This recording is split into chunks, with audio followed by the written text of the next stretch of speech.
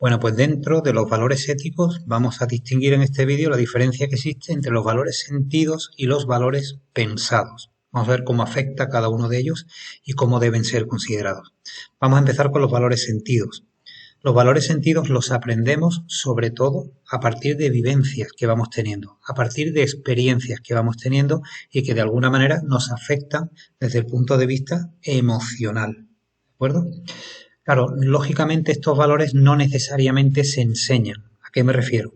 Pues que el temperamento o el carácter de una persona o su propia inteligencia emocional hará que cada uno de nosotros pues tenga en estima o en mayor o menor estima determinados valores. Una persona pues puede ser a lo mejor alegre o puede ser más compasiva o puede ser más solidaria simplemente porque se sienta más o menos llamado a ello. Esto otorga a los valores sentidos un carácter muy subjetivo, es decir, que en cada uno de nosotros se pueden expresar, vivir o colocar dentro de nuestra escala de valores en lugares completamente diferentes. Vale, la pregunta sería, si la ética lo que busca es una moral universal, ¿interesa algo que sea tan subjetivo? La respuesta es sí. El hecho de que algo sea puramente emocional o puramente subjetivo no significa que no pueda tener validez o cabida a la hora de establecer una moral universal. Vamos a ver algunos ejemplos y trataré de explicarte por qué se entiende que es así. ¿Cómo nos afectan las emociones? Esto es lo que tendríamos que ver, porque en principio, vuelvo a insistir, el que tú seas una persona más o menos simpática, bueno, pues a lo mejor puede afectarte a ti personalmente y en tus relaciones sociales, pero no a la humanidad.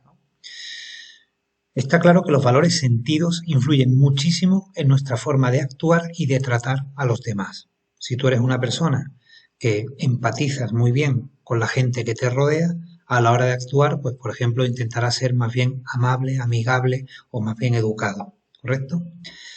Por otra parte, si incorporas valores sentidos positivos y empiezas a pensar de manera positiva, también estarás más inclinado a agradecer esas emociones positivas y actuar mejor. Yo aquí suelo utilizar como ejemplo que una persona que es alegre, ¿no? Una persona que es optimista, que no significa descerebrado, pero sí optimista, y se enfrenta, ¿no?, a las dificultades con ese buen estado de ánimo, pues probablemente afronte, ¿no?, ese trago pues de una manera mucho más sana, no mucho más eficaz, que no si te quedas bloqueado y te quedas atrás y piensas que eso no va a tener solución y te agobias porque eres profundamente pesimista, ¿no? O tremendamente quejoso. Vale. Es importante, además, ponerle nombre a las emociones. Debemos intentar evitar aquello de ¿qué te pasa? Te veo, cuéntame. Y tú dices, no, es que estoy raro. Mira, si aprendes a distinguir las emociones y aprendes a definir cada una de ellas, probablemente te comprendas mucho mejor a ti mismo. Pongo un ejemplo. No es lo mismo ser una persona melancólica que ser una persona nostálgica. Este tipo de matices hacen que puedas definir mucho mejor cómo es tu personalidad o cómo quieres construir tu personalidad cuando se trata de emociones. Y está claro que lo afectivo en la vida humana es absolutamente esencial.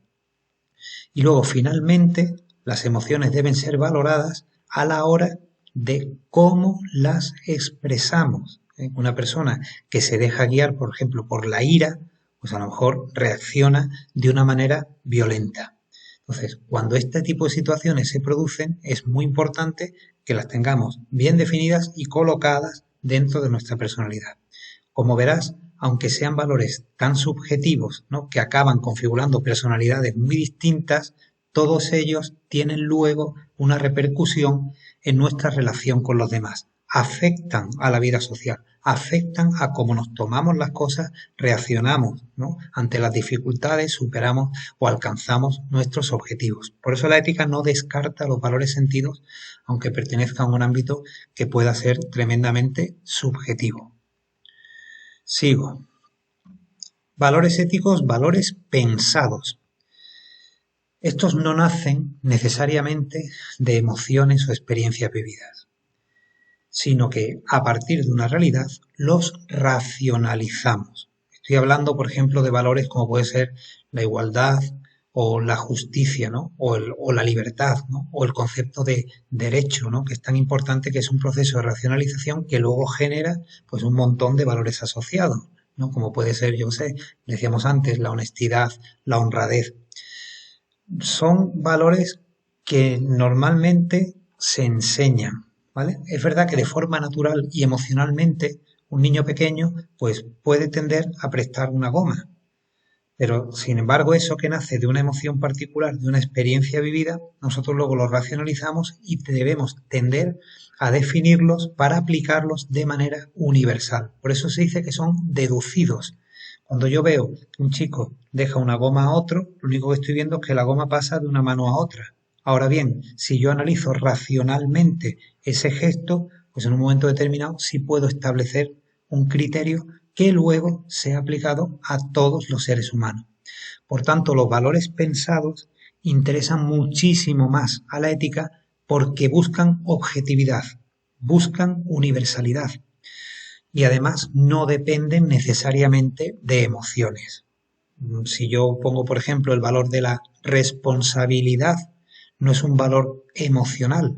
La responsabilidad o el esfuerzo o la constancia son valores que nosotros descubrimos que son esenciales en nuestra vida, aunque en un momento dado puedan producirnos algún tipo de rechazo, ¿no? Porque somos más bien perezosos o lo que sea. En el caso de los dilemas éticos, ¿no? Veremos que es fundamental hacer prevalecer siempre valores pensados a valores sentidos, porque como digo, los pensados son mucho más objetivos y por lo tanto son universales y trascienden el bien particular o el interés de cada uno de nosotros. Vale. ¿Para qué sirven los valores pensados? Bueno, más o menos creo que ha quedado definido. En primer lugar, sin duda van a favorecer la convivencia, ¿vale? De una manera objetiva. Y además servirán siempre como un modelo de referencia. Por ejemplo, que una persona sea pacífica, ¿no? O establezca la paz como un valor fundamental para su vida, pues va a ahorrar muchísimos conflictos en su entorno. El hecho de ser, por ejemplo, paciente, pues exactamente igual. Son referencias que permiten que luego la vida funcione mejor, ¿no? Están muy relacionados con aquellas personas que han alcanzado una madurez. ¿Por qué? Porque los niños pequeños se guían muchísimo por las emociones. A la edad que tú tienes ya has descubierto que muchas veces hay que luchar, ¿no? Contra emociones negativas porque hay determinados principios y valores que te hacen ver que es aquello que debes hacer. A lo mejor no quieres, pero sí debes. Desde un punto de vista emocional te da pereza, pero desde un punto de vista racional te das cuenta enseguida que debes. En general, los valores pensados, y termino, actúan mucho más allá de las emociones particulares. Y esto es algo fundamental, incluso cuando la ética luego intenta trasladarse al mundo de la justicia o el derecho, ¿no? Y es que no debemos legislar en base a emociones particulares, ¿no? Sino en base a principios y valores que sean universales y sean objetivos.